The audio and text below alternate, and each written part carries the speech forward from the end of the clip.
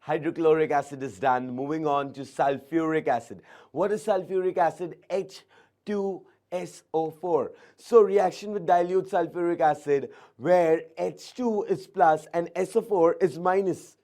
So your metal is going to react with SO4 to form metal sulfate, again a metal salt, and H2 gas is going to release. Now let's do the reaction with iron first. Iron, when it reacts with H2SO4, iron is plus, H is plus, SO4 is minus. So iron reacts with SO4 to form iron sulfate plus H2. Iron sulfate, Fe valency 2, SO4 valency 2, cut cross, FeSO4 plus H2 gas. So the reaction, if you see the reaction, the third step is balancing, but the balancing of this reaction is already done. It is a self-balanced reaction.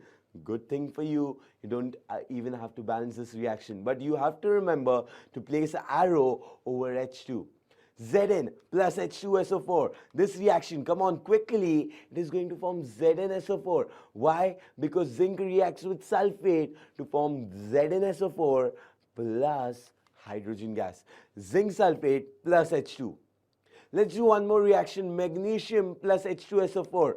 What does magnesium react with? It again reacts with sulfate, Mg valency is 2, SO4 valency is 2, crisscross. Wait a second, cut crisscross, MgSO4 plus H2. Again, this reaction is balanced. Copper does not react with dilute hydrochloric acid or sulfuric acid at all.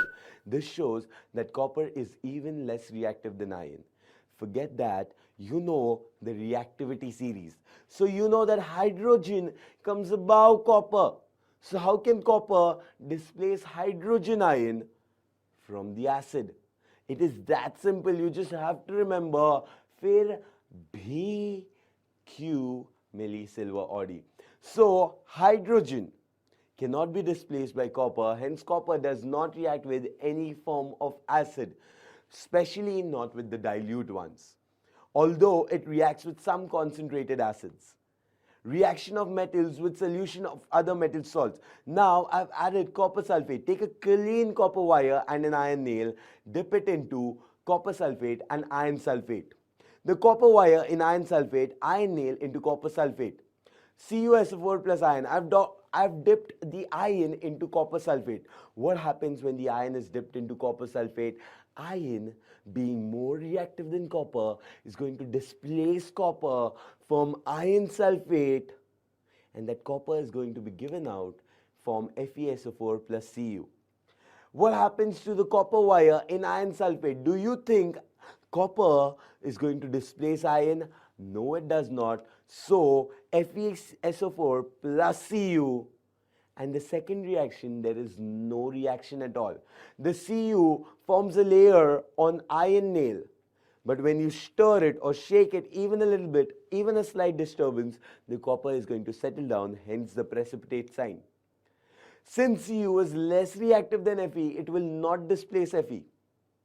You can see it over there in the image above me. Iron nail was dipped in copper sulfate solution. It quickly turned copper. It does so in less than 10 seconds. If you keep it over there, you'll see a dense layer of copper being placed on iron nail. Why does this happen? Because iron is more reactive than Cu. So when iron is more reactive than Cu, it will not be able to displace iron. Cu won't be able to displace iron, iron will be able to displace Cu. Metal A is more reactive than metal B, the reaction happens. If metal B is more reactive than metal A, reaction happens. But if it is less reactive, the reaction is not going to happen. Let's see one more reaction to clear it. Does copper react with anything? It reacts with silver nitrate. When a strip of copper metal is kept immersed in silver nitrate solution for some time, the solution gradually becomes blue and shiny grayish white deposit of silver metal is formed. AgNO3. Ag is plus, NO3 is minus, plus Cu. Cu is positive because it is a metal. Now the Cu is going to react with NO3 minus. Cu's valency is 2, NO3 valency is 1. It is going to form CuNO3 twice. You imagined it to be CuNO3, but no, my dear students, the second step is valency plus Ag will be immersed, or a layer of Ag, that is silver, will be placed on copper. So the silver is grayish white in color. Balance the reaction. Ag is 1, Ag is 1, NO3 is 1, NO3 is twice on the right hand side. So you multiply it by 2 on the left hand side. Ag becomes 2, so multiply Ag by 2. Let's see the reaction. You can see the copper wire above the electrolyte is not reacting. Whereas AgNO3, inside the AgNO3, what happens is it turns grayish white. The reaction differs. Why? Because now copper is more reactive than Ag. Thanks for listening.